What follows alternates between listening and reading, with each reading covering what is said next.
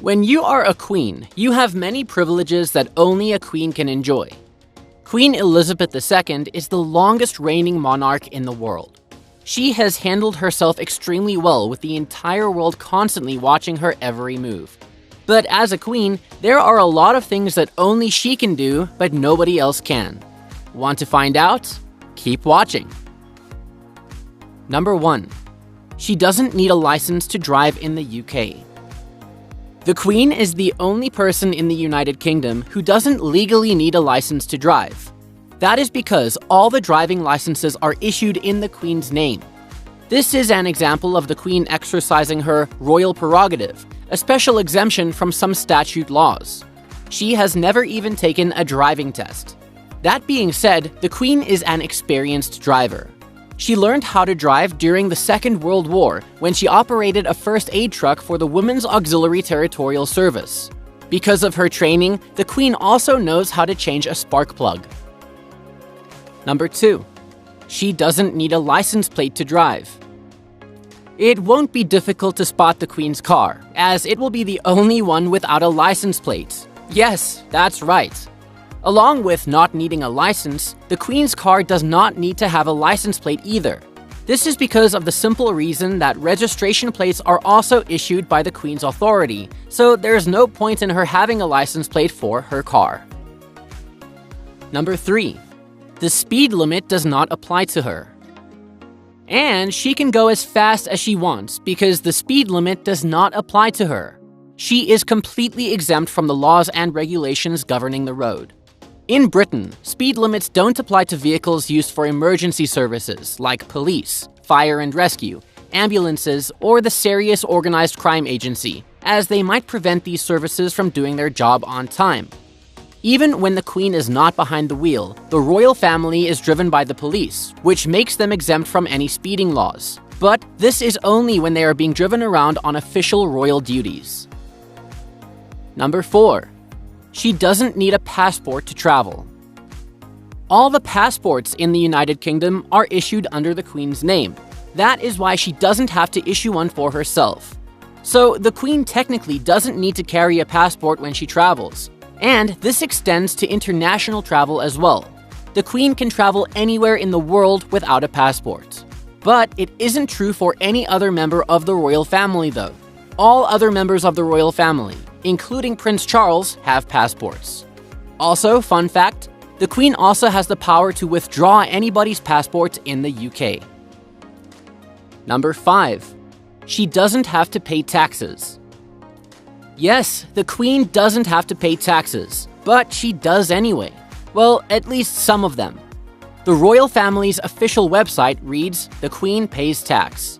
In 1992, the Queen volunteered to pay income tax and capital gains tax, and ever since 1993, her income has been taxable as to other taxpayers. The Queen has also always been subject to value-added tax and pays the local rates voluntarily. Number 6. She can't be arrested. The Queen enjoys sovereign immunity, which means that she cannot be arrested. This immunity extends to all the British heads of state while they're in office. But the Queen is protected by this law for life, as her position is lifelong. Along with this, the Queen also enjoys diplomatic immunity in foreign countries, which means that she cannot be arrested in any other country either. But what if the Queen were to commit a crime? Well, the prosecutors could go after the Crown as executive, but the Queen's ministers are required to act on her behalf, even accepting any punishment that was given for the crime. But it is possible that if the monarch did commit a serious offense, he or she would be forced to abdicate. In the 17th century, King Charles I was tried for treason after the English Civil War. He said, "No earthly power can justly call me, who am your king, in question as a delinquent." The court did not agree with his statements and had him executed. Number 7.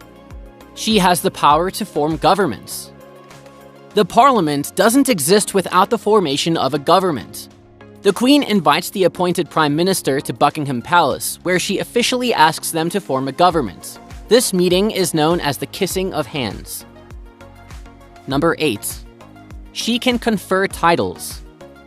Now, knights today don't mean men in armor riding around on horseback, but Britain still has knights and many other titles. They are appointed by the Queen. Knighthood is given to people who have made some contributions to the British society, whether it is in business, art, sciences, military, or elsewhere. They are decided by the ministers, and the Queen knights them personally. When Terry Pratchett was knighted, the fantasy author forged himself a special sword using pieces of a meteorite. The title of Dame was conferred to actress Maggie Smith. Number 9. She can ignore or overrule ministerial advice in a grave constitutional crisis.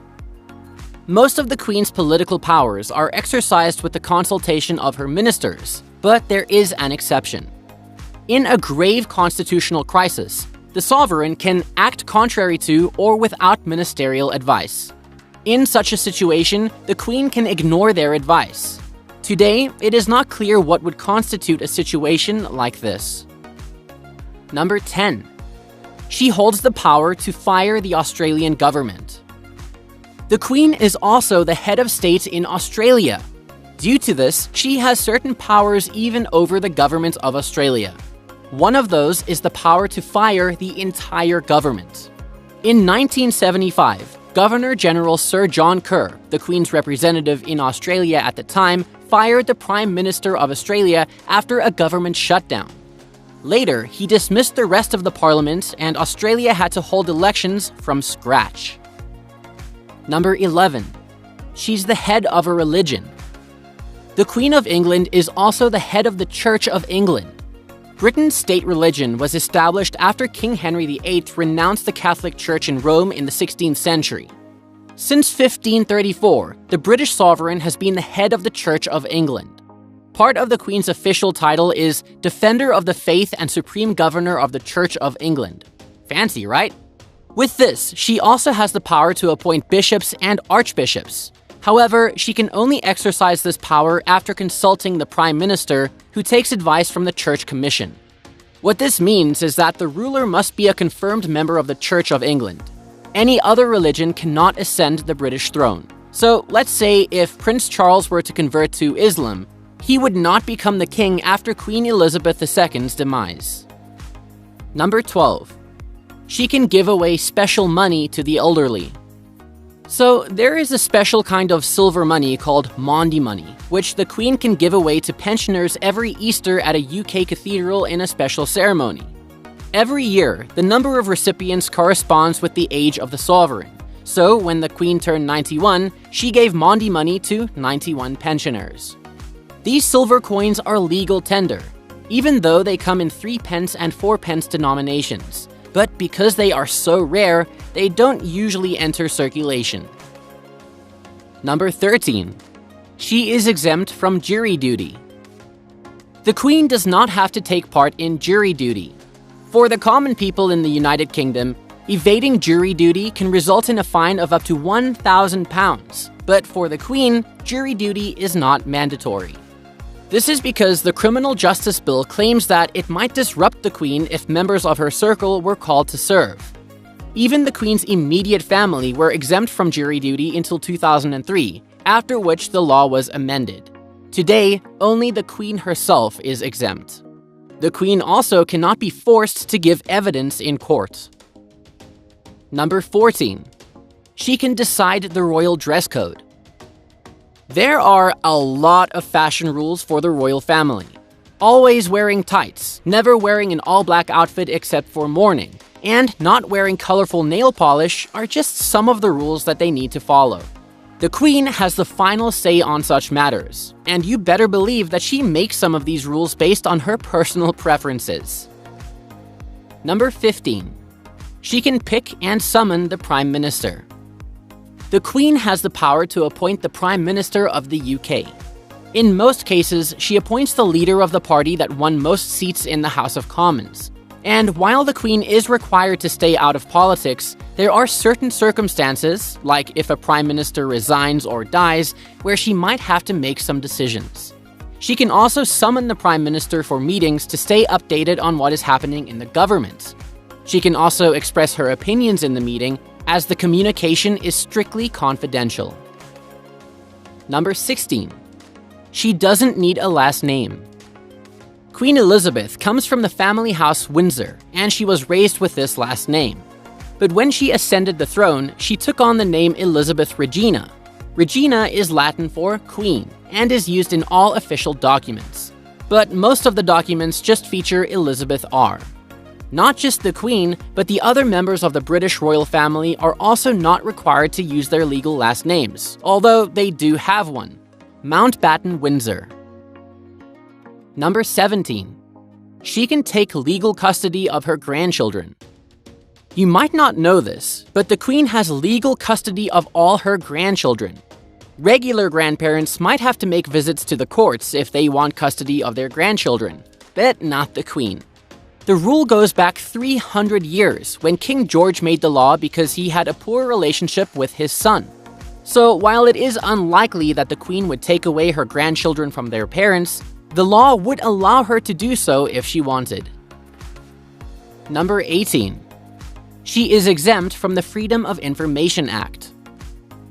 Not just the Queen, but the entire royal family is exempt from the Freedom of Information Act. According to the royal family's website, the royal household is not a public authority within the meaning of the FOI Act and is therefore exempt from their provisions. This means that the royal family has a lot more privacy concerning their finances and day-to-day duties. For example, the public of the United Kingdom does not have access to detailed information about how the royal family spends the public funds, or how big or small a role it plays in influencing any government policies. Number 19. She does not need to curtsy. An important part of royal etiquette is curtsying, but it does not apply to the Queen. According to protocol, everyone has to curtsy to the Queen.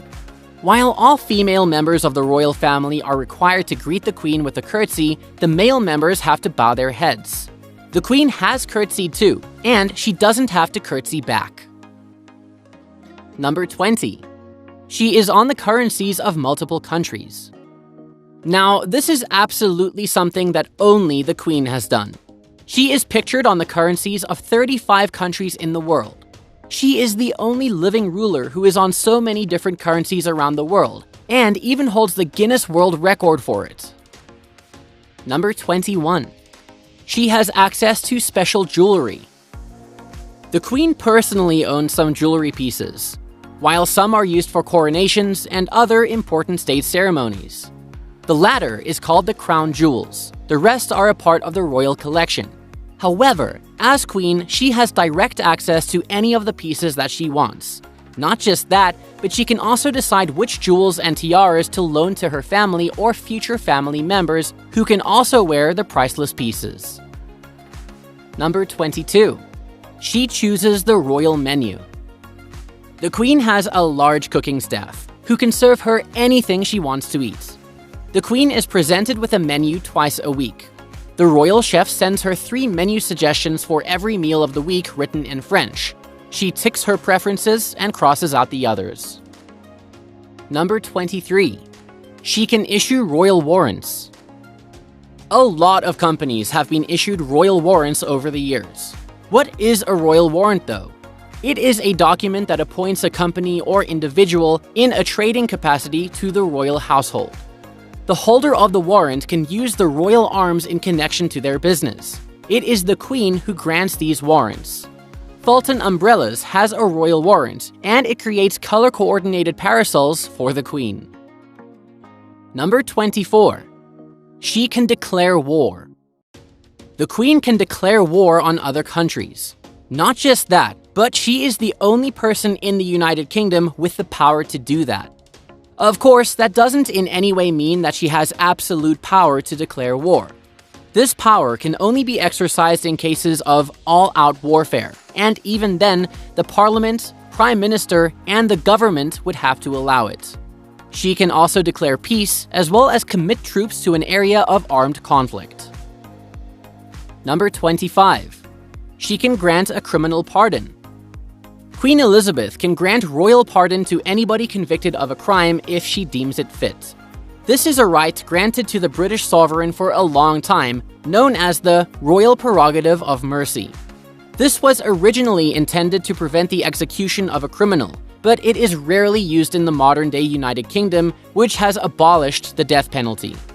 In 2013, she granted a posthumous pardon to World War II codebreaker Alan Turing, who received an indecency conviction in 1952. The Queen, however, can still use the royal pardon to reduce an inmate's prison sentence. 2 inmates from a South Wales prison rushed to save a prison worker's life when he was attacked by a wild boar. The Queen, at the time, decided to reduce their sentence due to their brave actions. Number 26. She legitimizes laws. It is the Parliament that has the power to make the laws, but before the law goes into effect, it is the Queen who has to sign off on the proposed bill. She must give the royal assent, meaning that she approves the proposed law, or doesn't. So, while the Queen is required to remain politically neutral, she can still reject a potential law. But it is not often the law is rejected. The last time this happened was in 1708, when Queen Anne vetoed a measure that would have restored the Scottish militia. Most monarchs don't even show up in person to give the royal assent, including Queen Elizabeth II. The last monarch to have done so was Queen Victoria in 1854. Number 27. She can command the armed forces. The Queen of Britain is the Commander-in-Chief of the UK's entire military force. All British soldiers have to swear an oath to her before they officially join the armed forces. As the Commander-in-Chief, the Queen can also delegate this duty to someone else. She can assign this position to another government official, most often the Prime Minister or the Secretary of State for Defense. Number 28. The Queen can dissolve the Parliament. The Queen has the right to fire everyone in the House of Commons and dissolve the Parliament, and then hold a new election with completely new members. The Queen has never used this power, but even if she did, government activities would go on quite smoothly anyway. The last time the Parliament was dissolved was in 1830. The Queen must also officially open Parliament every May to commence the parliamentary year. It is a huge ceremony, and it's the only event where the House of Lords, House of Commons, and the Queen are in the same space. Number 29. She owns all the dolphins and unaccounted swans in the UK. She might not be the ruler of the ocean world, but technically she owns all the dolphins in the waters around the UK, as well as other fishes like whales, sturgeons, and porpoises. All the fish are recognized as fish royal. If they are captured within 3 miles of the UK shores or washed ashore, they are claimed by the sovereign. According to Time, generally, when brought into port, a sturgeon is sold in the usual way, and the purchaser, as a gesture of loyalty, requests the honor of its being accepted by Elizabeth. And that's not all. The Queen also co-owns every swan in the River Thames, along with the Worshipful Company of Vintners and the Worshipful Company of Dyers. And it isn't just a formality either. The royal family is very involved in the well-being and conservation of the swans.